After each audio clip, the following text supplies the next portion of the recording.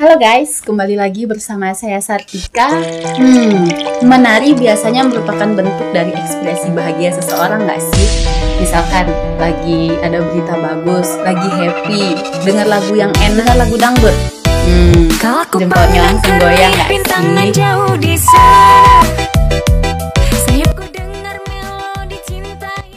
Tapi ternyata guys, nggak selamanya menari itu merupakan ekspresi dari kebahagiaan. Bahkan ada juga tarian yang membawa kematian. Apa itu? Kita nggak usah berlama-lama, langsung aja masuk ke ceritanya. Yuk!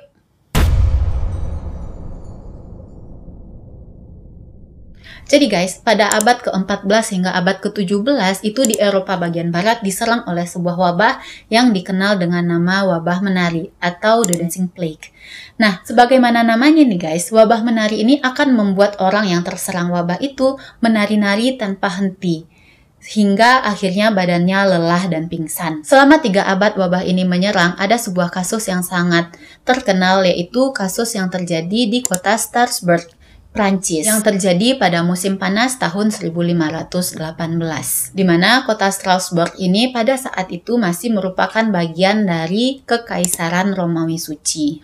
Kisah di kota Strasbourg ini diawali pada tanggal 15 Juli tahun 1518 ketika seorang wanita keluar dari rumahnya dan mulai menari-nari hingga menuju ke alun-alun kota tersebut. Wanita itu diketahui bernama Frau Trovia atau Nyonya Trovia. Mungkin pada saat itu orang yang melihat Frau Trovia menuju ke alun-alun kota itu, oh Frau Trovia lagi bahagia kayaknya ya, atau mungkin ada sesuatu yang baik terjadi hingga Frau Trovia tetap menari-nari sepanjang jalan walaupun tidak diiringi oleh lagu ataupun musik.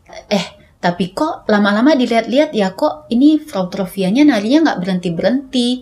Profesional pun kayaknya kalaupun dilihat-lihat nari non-stop dari pagi sampai malam itu juga pastinya nggak kuat dong. Orang yang tadinya mikir Frau Trovia lagi senang atau moodnya lagi baik juga mulai heran, apalagi ketika ia melihat suaminya datang untuk memintanya berhenti dan pulang ke rumah. Orang-orang jadi mulai heran, loh ini kenapa sih sebenarnya?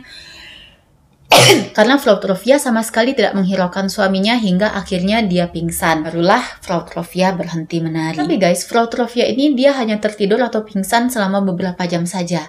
Nah, ketika dia tersadar dari pingsannya, Frau Trovia pun langsung menari-nari lagi dan akhirnya kelelahan dan pingsan lagi. Dan di hari ketiga juga seperti itu, dia terbangun dan mulai menari-nari lagi. Walaupun sepatunya sudah basah oleh darah karena kakinya lecet parah. Catatan sejarahnya, Frau Trovia ini dia menari sampai hampir sepekan. Orang-orang yang ngeliatin Frau Trovia menari tanpa henti ini juga mulai khawatir dong. Mereka mikirnya ini Frau Trovia kesurupan apa gimana gitu. Dewan kota pun juga akhirnya khawatir guys.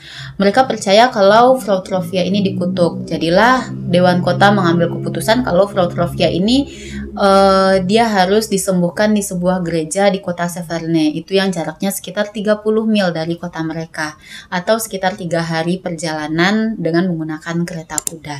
Dewan kota percaya nih Frau Trovia kayaknya bisa disembuhkan di gereja itu. Namun sayangnya mereka terlambat karena pada akhirnya Frau Trovia menghembuskan nafas terakhirnya. Tapi ternyata guys, sepeninggalannya Frau Trovia, masalah menari tanpa henti ini bukannya berakhir. Malah ternyata orang-orang yang sebelumnya ngeliatin atau memerhatikan Frau Trovia saat ia menari, itu juga mulai turun ke jalanan dan menari. Tercatat ada sekitar 30 orang yang mulai menari juga tanpa henti. Mereka hanya berhenti ketika mereka kelelahan, pingsan, ataupun meninggal dunia.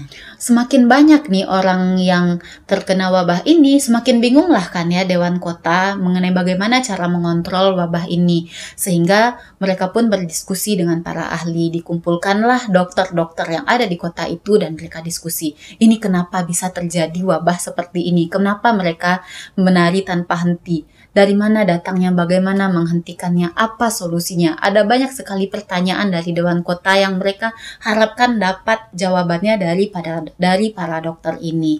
Para medis pada saat itu pun sepakat bahwa wabah ini disebabkan oleh darah yang terlalu panas di otak. Menurut para dokter saat itu, bahwa para penderita wabah ini harus menari untuk membebaskan diri mereka. Maksudnya kan mereka saat ini menarinya karena terpaksa oleh wabah tersebut. Jadi mereka harus menikmati tarian itu hingga akhirnya mereka akan sembuh dengan sendirinya. Jadilah Dewan Kota segera memerintahkan para pengrajin kayu, para tukang kayu dan juga pengrajin kulit untuk membuat sebuah pentas yang sangat besar di tengah-tengah pasar. Dan juga didatangkan oleh Dewan Kota itu para musisi seperti pemain biola, pipa, trompet, dan drum. Tidak cuma itu, Dewan Kota juga membayar penari-penari untuk menemankan orang-orang yang terkena wabah ini menari. Jadi tujuannya agar nanti yang terkena wabah ini menikmati tariannya dan mereka akan sembuh dengan sendirinya. Tapi guys, tidak seperti yang diharapkan oleh Dewan Kota, yang ada malah masyarakat yang terkena wabah ini semakin meningkat. Tercatat dalam 1 bulan saja sudah ada lebih dari 400 orang yang terkena wabah saat itu. Melihat semakin banyaknya orang yang terserang wabah dan juga ini memang sangat di luar ekspektasi mereka, pada akhirnya Dewan Kota mengeluarkan perintah lagi kali ini untuk menghancurkan pentas yang ada di tengah pasar tadi. Tidak hanya itu, semua orang yang terkena wabah pun itu tidak boleh menari di tempat umum, jadi dalam rumahnya aja, sehingga banyak pada saat itu orang-orang terkena wabah itu diikat di dalam rumahnya. Hanya itu, Dewan Kota juga melarang semua jenis tarian dan musik dilakukan di kota itu hingga bulan September tahun 1518. Ternyata guys, solusi pemerintah, solusi Dewan Kota saat itu bisa dinilai cukup efektif, karena setelah tidak ada lagi orang yang menari di tempat umum dan juga tidak ada musik dan tarian sama sekali di kota itu, perlahan-lahan penderita wabah menari ini pun akhirnya berkurang dan habis. Namun tetap saja nih guys, pertanyaan dari awal bagaimana wabah menari ini di awalnya bisa terjadi belum terjawab kan.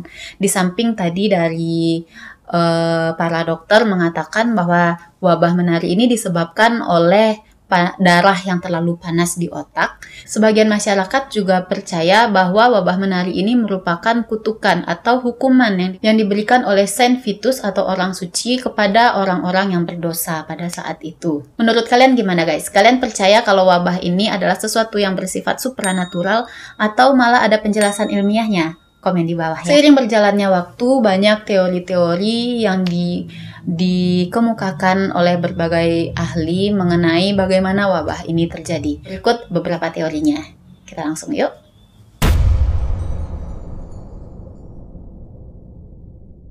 Yang pertama itu pendapat Paracelsus. Jadi pada tahun 1526, sekitar 8 tahun setelah wabah di Strasbourg itu terjadi, Paracelsus datang mengunjungi kota tersebut. Paracelsus ini adalah orang yang pertama kali meneliti mengenai Rofia, dan ia juga merupakan orang pertama yang menyebut wabah menari ini sebagai koreografi, gitu Paracelsus menyebutnya. Nah, setelah ia melakukan penelitiannya nih, Paracelsus akhirnya mengemukakan pendapatnya bahwa menurut dia ada 3 penyebab terjadinya wabah menari ini. Yang pertama adalah imajinasi, yang kedua adalah frustasi secara seksual, dan yang ketiga adalah istri yang tidak bahagia. Istri yang tidak bahagia ini dinilai oleh Paracelsus sebagai penyebab utama terjadinya wabah menari ini. Menurut Paracelsus, Rofia sengaja menari-nari untuk mempermalukan suaminya karena dinilai tidak menyayanginya gitu. Yang kedua ada John Waller. John Waller adalah seorang sejarawan asal Amerika. Dia menyebutkan bahwa menari ini adalah bentuk gejala dari histeria massal pada abad pertengahan. Dia percaya bahwa keadaan ini disebabkan oleh kondisi yang sangat mengerikan di kota Strasbourg saat itu, seperti kemiskinan yang sangat ekstrim, penyakit, dan juga kelaparan. Yang ketiga itu ada pendapat dari Robert Bartholomew. Robert Bartholomew ini dia adalah seorang sosiolog guys, asal Amerika juga. Dia mengemukakan pendapatnya bahwa menurutnya orang-orang yang terkena wabah menari ini adalah penganut sekte sesat, di mana mereka menari katanya itu dipercaya untuk menarik perhatian Tuhan mereka. Dan yang keempat itu ada teori modern. Jelasan teori modern ini bahwa para penari ini terkena efek dari jamur psikotropika atau juga yang dikenal dengan nama ergot, di mana ergot ini tumbuh di batang gandum hitam yang lembab. Namun nih guys, terlepas dari banyaknya pendapat mengenai bagaimana wabah menari ini bisa terjadi, masih belum ada penjelasan yang pasti bagaimana dan kenapa wabah menari ini bisa terjadi pada tahun 1518 lalu. Bagaimana menurut kalian guys? Apakah ada teori-teori tadi yang kalian percaya atau bahkan kalian memiliki teori kalian sendiri? Tulis di komen bawah ya. Oke guys, terima kasih sudah menonton video ini. Jangan lupa dukung channel ini agar terus berkembang dengan cara like, share, dan subscribe. Kalau kalian ada ide-ide menarik untuk video-video berikutnya, juga jangan lupa tulis di komen bawah ya. Terima kasih sudah menonton, sampai jumpa di video berikutnya. Dah!